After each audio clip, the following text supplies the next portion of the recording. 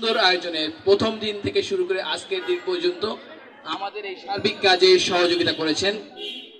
বিশেষ করে আমার এখানে যারা এই স্বেচ্ছাসেবক হিসেবে দায়িত্ব পালন করেছেন সম্পূর্ণ বিনা পারিশ্রমিকে সকাল থেকে সন্ধ্যা পর্যন্ত এই কাজের সার্বিক আয়োজনে আমাদের পাশে ছিলেন, তাদেরকে আমরা ধন্যবাদ জানাতে চাই।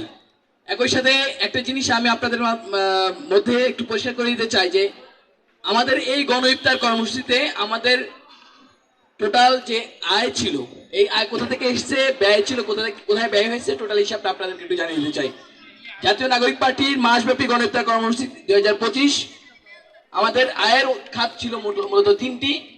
কার্যালয় সহ আমরা গণ অনুদান সংগ্রহ করেছি গণমানুষের ইফতারের জন্য। সেখান থেকে এসেছে 7,34,712 টাকা।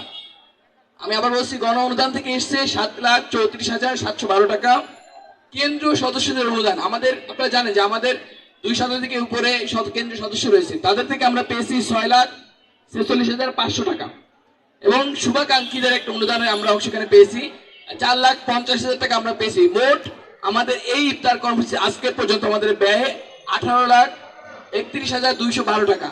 এই পুরাটা আয়োজন ছিল এই জাতীয় নাগরিক পার্টির 4 রমজান থেকে শুরু করে আজকের দিন পর্যন্ত যে আয়োজন, এই আয়োজনের সারসংক্ষেপ।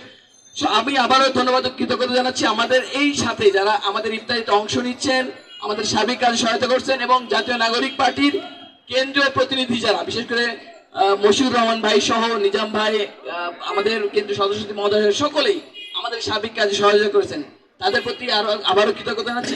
ধন্যবাদ সবাইকে।